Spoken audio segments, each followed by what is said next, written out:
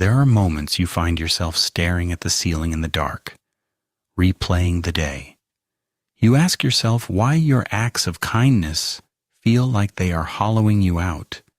You wonder why the more you give, the more you seem to push people away.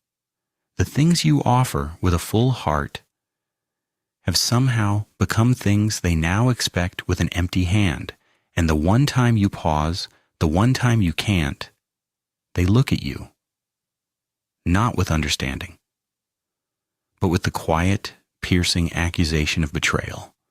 You've paid for things in silence. You've given up your position in arguments you knew you could win. You've sacrificed your own peace to preserve a harmony that was already broken. You did it to avoid a fight, to keep a connection alive, even as you felt it dying in your hands. And the quieter you became, the smaller you felt. You were shrinking under the weight of expectations built on the unspoken agreement that you would always be the one to take the loss. You don't understand it. Not until the exhaustion becomes so heavy it hardens into a single, sharp question. Why does your kindness not earn you respect? Why does it seem to earn you something that looks a lot like contempt? What you haven't seen, what you haven't been willing to see, is that so much of what you call generosity wasn't born from a place of strength. It was born from fear. The fear of being left behind if you stopped performing. The fear that you weren't enough on your own. The raw animal fear of losing the connection if you stopped giving, if you stopped being useful. And this is where a man like Machiavelli walks into the room. He saw this very mechanism playing out in the courts of power 500 years ago. He warned that being too liberal, too generous would lead you not to be loved, but to be despised. He knew that poverty of the spirit and the wallet always follows. People do not respect a kindness that makes you weak. They are never truly loyal to the one who sets themselves on fire to keep them warm. They simply get used to the heat. They grow accustomed to the benefits that you provide, and they build their world on top of them. That is why this is not a lesson in selfishness. It is a lesson in survival. It is about understanding that money, your resources, your energy, they are not just tools for living. They are a boundary. They are a statement of position. They are the final wall of a fortress that protects you from the endless creeping expectations of a world that will take whatever you are willing to give. If you want to reclaim your power, you must stop treating generosity as an unconditional surrender. You must begin to use it as a strategy. In his work, Machiavelli makes it brutally clear. Any leader, any person who tries to build their reputation on generosity alone is setting the stage for their own destruction. Constant giving drains you. It drains your resources. And the moment those resources begin to run low, the very same people who praised your open hand will be the first to turn away. They will accuse you. They may even resent you for no longer being able to provide what they had grown to see as theirs. Humans love to receive. That is a simple truth. But the more ruthless truth, the one Machiavelli built his philosophy on, is this: they rarely respect the one who gives too much. Because that kind of giving does not project power. It does not project majesty. It exposes a vulnerability. And in any structure, from a kingdom to a friendship, vulnerability does not breed affection. It breeds irritation. Then it breeds distance. And finally, it breeds disdain. This isn't because people are fundamentally evil. It is a predictable, mechanical consequence of how we respond to stimulus, how we respond to benefits, to habits, and to our own quiet sense of self-importance. When someone is always the one willing to sacrifice, They unintentionally devalue the very thing they are offering. The receiver no longer sees the effort. They no longer feel the meaning. They just see the convenience. And when that convenience is suddenly withdrawn, they don't feel gratitude for what was once given. They feel deprived of something they were owed. Generosity without discipline is a trap. It whispers to you that you are building love, that you are building connection, but in reality, you are dismantling your own fortress, brick by brick. And if that was true in the cutthroat politics of Renaissance Florence, imagine how much truer it is today. In a world driven by impulse, distraction, and the endless unspoken expectation for more. So the question is not, how can I be a better, more generous person? The experiment is far more interesting than that. The real question is, how do I use my resources without destroying my own power in the process? There is a truth that most of us are taught to look away from. Many of the acts of generosity you are proud of, the ones you believed were pure expressions of your good nature, they were not. They were in reality quiet, desperate attempts to avoid being rejected, to avoid disappointing someone, to avoid facing the cold, terrifying thought that you might not be valuable unless you are constantly giving something away. You have words for it. You call it kindness. You call it responsibility. You call it loyalty.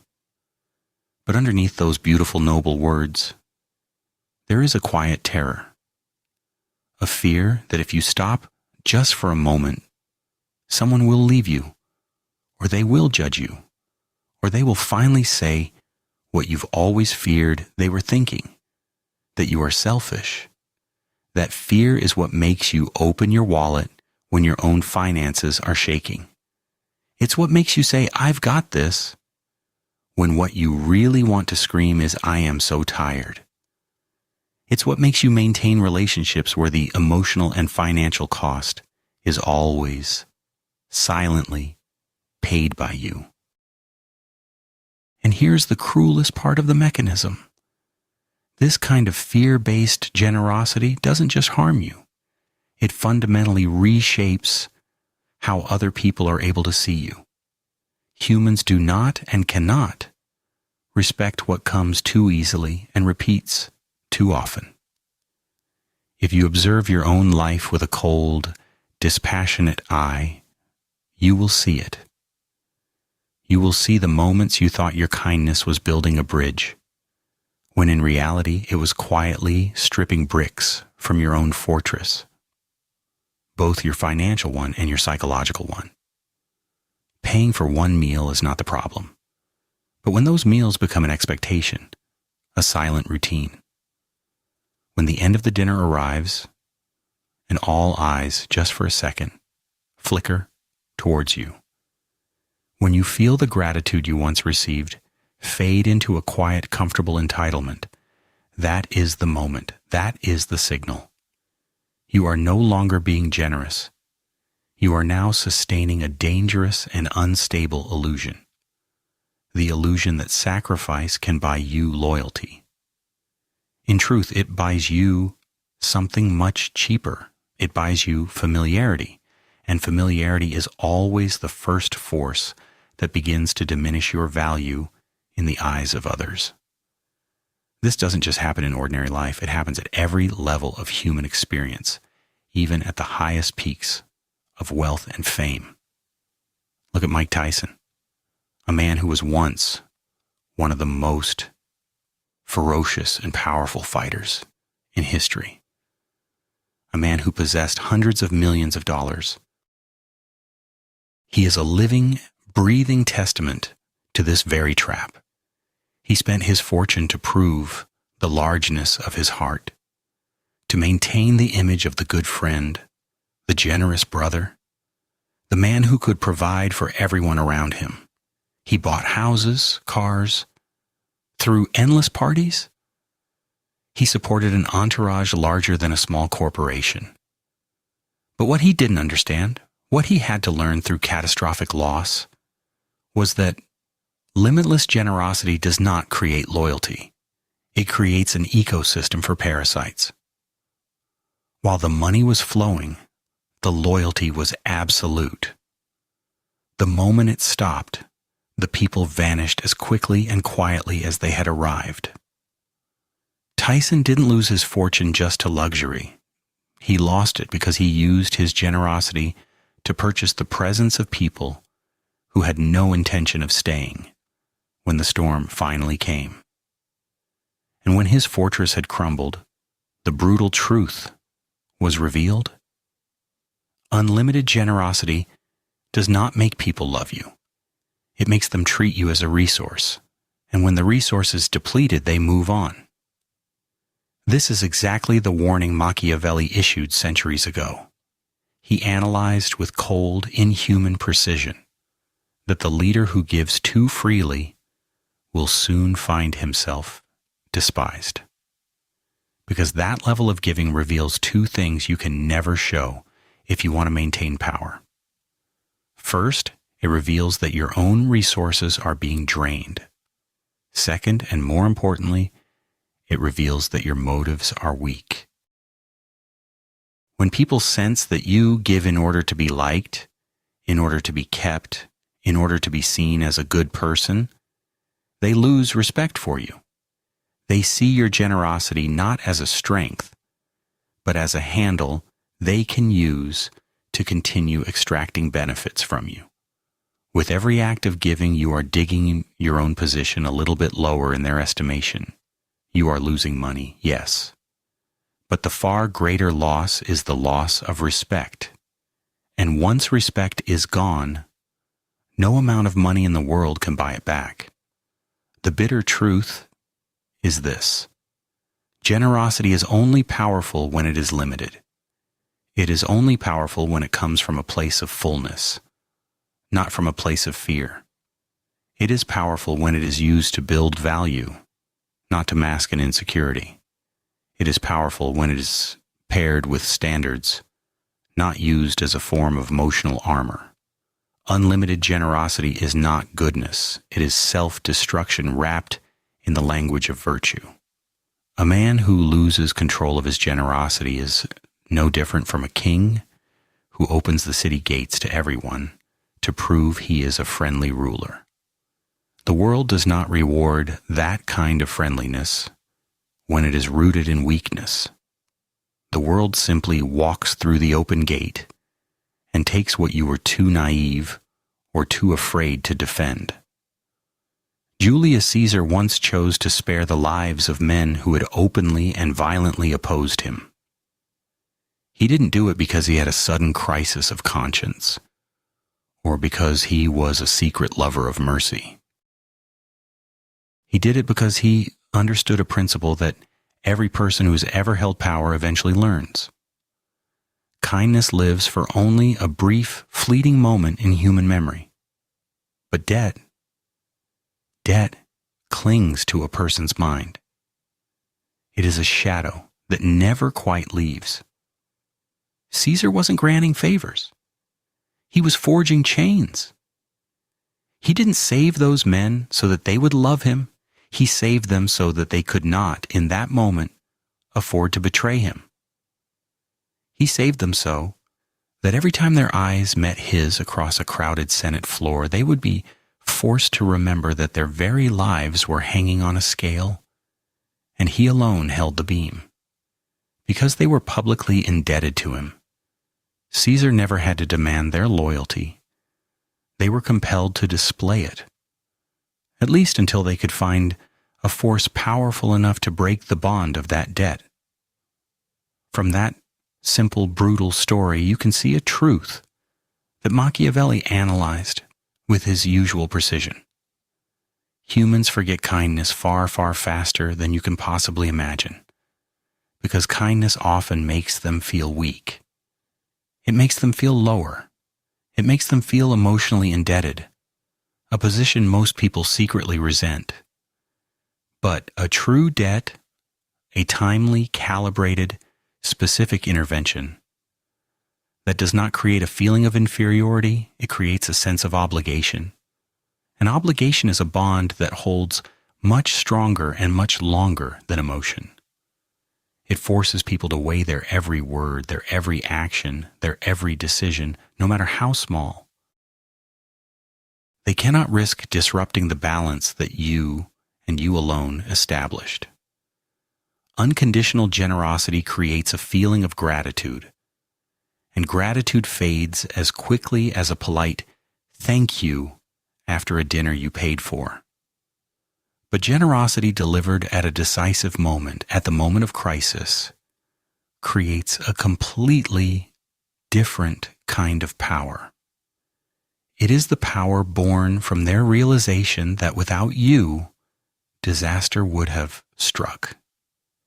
People forget what you did for them on an ordinary Tuesday, but they will never, ever forget the feeling of fear they had in their darkest moment, and they will never forget the person who made that fear go away. This is why Machiavelli saw gratitude as sand. It scurries away with the slightest puff of wind. But debt, he saw, is stone. When placed in the exact right spot, it is hard to erase, it is hard to break, and it is impossible to forget. People forget your kindness not because they are evil or morally corrupt. They forget because kindness, when it is constant, simply dissolves. It becomes part of the background noise. It becomes part of the environment, a presence that has no specific impact because it is always there. When you always help, people grow used to being helped. When you always give, their expectations shift from receiving a gift to collecting a due. When you continue to sacrifice, your kindness evolves from a conscious act into a simple habit in their mind. And when you finally stop, they do not see the immense value of what you once provided. They only feel the sharp, painful loss, as if you have just taken something from them that rightfully belonged to them. But Daniel, when you choose to help only in the pivotal moments, when they are about to lose everything, when they are in despair, when they have hit the absolute bottom, your action does not dissolve into the fabric of daily life. It becomes an engraving in their memory, a permanent mark tied to the terror they never want to experience again. And because fear is a much sharper tool for memory than gratitude ever can be, debt becomes a far more potent weapon of power than simple goodwill. A man may forget the umbrella you held over his head in a light rain, but he will not forget the person who pulled him back from the edge of a cliff when every other door in the world had closed.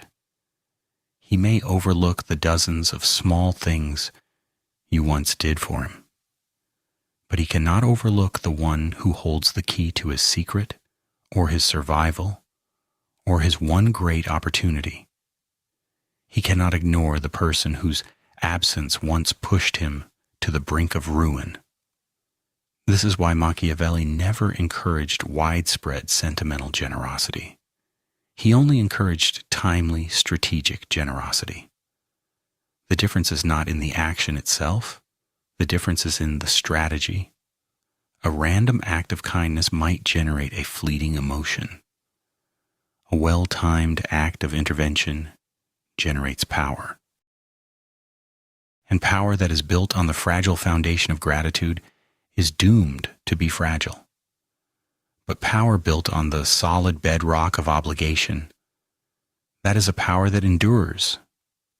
So remember this: kindness is an invitation to be forgotten. Debt is an invitation to be cautious. People may love you today and forget you completely by tomorrow, but a well-placed debt, a strategic intervention, forces them to think of you at every significant turn in their lives. Machiavelli believed that the one who tries to build influence through goodwill alone will always fail. but the one who builds it through a careful understanding of obligation will not be so easily overthrown. And so if you want your kindness to stop vanishing into the empty space of human forgetfulness, you must stop creating meaningless goodwill. You must start understanding the strategic value of debt, because that is the one thing people truly never forget. After you have paid the bill a few times, after you have absorbed the difficult tasks a few times, after you have covered for the shortcomings of others as though it were your natural-born duty, a quiet and dangerous transformation takes place. The actions that were once born from your kindness, slowly, imperceptibly, become standards in their eyes. What was once seen as an exception becomes the default setting. What once demanded a moment of gratitude now becomes a silent obligation. And the moment you pause, the moment you hesitate, the moment you simply cannot do it anymore, they no longer see you as the person who helped. They see you as a person who is breaking a rule they believe you are required to maintain. Humans do not react to the truth of a situation. They react to the sensation. And the sensation of losing a perceived entitlement is always stronger than the sensation of having been granted a favor in the past. Therefore, they do not resent you because you have stopped giving. They resent you for the loss of a benefit they had come to believe they deserved, even though they never once paid the price to earn it. When your kindness exists without any boundaries, it ceases to be kindness. It is swallowed whole by the habits of the receiver. And those habits will continue to expand until you reach a point where you can no longer sustain them. Imagine a well in the middle of a desert. The first day a lone traveler discovers it, he feels an immense, overwhelming sense of gratitude. His life has been saved. In the days that follow, he returns to the well, still appreciative. But as time passes, as the well becomes a familiar stop on his journey, he begins to draw water without thinking of its value. He thinks only of his own thirst, his own need. He takes the well for granted, and then one day the well runs dry. And his first complaint is not about the heat of the sun or about his own lack of preparation. His first complaint is that the well is no longer what it used to be. He feels that the well has betrayed him, as if it were somehow obligated to exist forever, purely for his convenience. Your kindness, your energy, your resources, you are that well. If you constantly leave yourself open, without any limit, without any boundary, you are creating a world where other people will treat your giving as a permanent, natural resource, not as a choice you are making. In the structures of power that Machiavelli observed, he noted that human beings are easily and quickly corrupted by convenience. When you give too much, people stop seeing the effort involved. They only see the outcome. When you help too often, the act itself no longer appears noble or special. It just appears expected. And when you finally step out of that role you never even asked for, their reaction is not to question themselves. Their reaction is to panic, because they do not know how to function without leaning on you. Resentment does not arise from a lack of kindness. It arises from the loss of a privilege. A person who has been softened by your unlimited generosity will always believe that you must continue as you were, because they have become more attached to the version of you that serves them than they are to the version of you that truly exists. Machiavelli understood that anything that is offered without limit will eventually lose its value. A gift that has no boundaries ceases to be a gift. It simply becomes supply, and no one ever respects the supply until the day it disappears.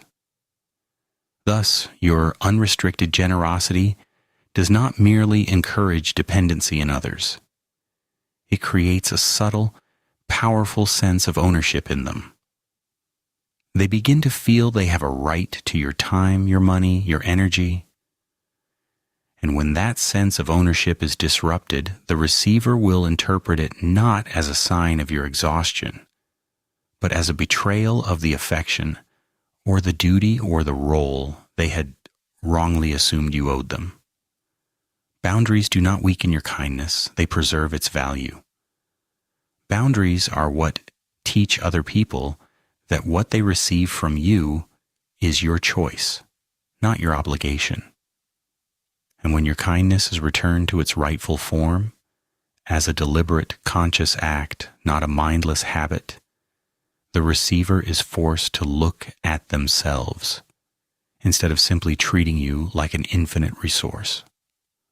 Only then can your generosity regain its true meaning, not as a tool you use to buy approval or to avoid conflict, but as a demonstration of strength from someone who knows when to give, to whom to give, and most importantly, within what limits.